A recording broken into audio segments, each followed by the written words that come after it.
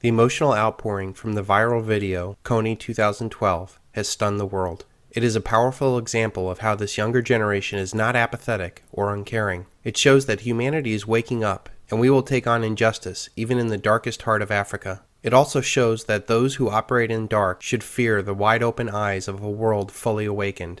This is just a small exercise in power and justice, and it will not stop here. When we are done with this low-level African warlord, we will start looking for much larger criminals and finally get to the root of humanity's problems. We will look for other individuals who plague humanity in their pursuit of power. We will look for those that enable other tin-pot dictators. We will look for those that profit off of drugs and violence. We will look for those that fuel sectarian violence. We will look for those that profit off of war and bloodshed. We will look for those that burden war-torn regions with debt. We will look for those that support repressive regimes. We will look for those that fleece third world nations of their natural resources.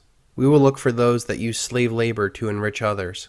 We will look for those that pollute the earth so as to fatten the bottom line. After all, if a video like KONY 2012 can get millions to pay attention to a decades-old war criminal in a part of the world that most people can't even point out on a map, that coincidentally just announced large oil finds, what would happen if people saw a global power structure that has generationally enslaved humanity by spreading debt and death throughout the world?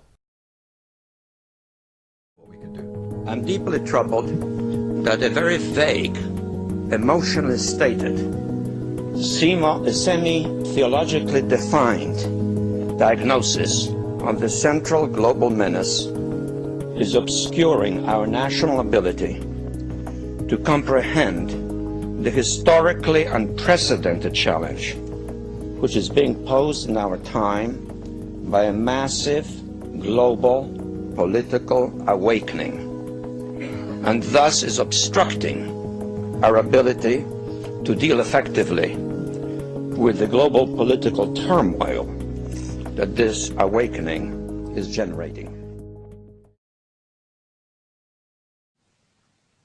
And these new and old major powers face still yet another novel reality, in some respects unprecedented.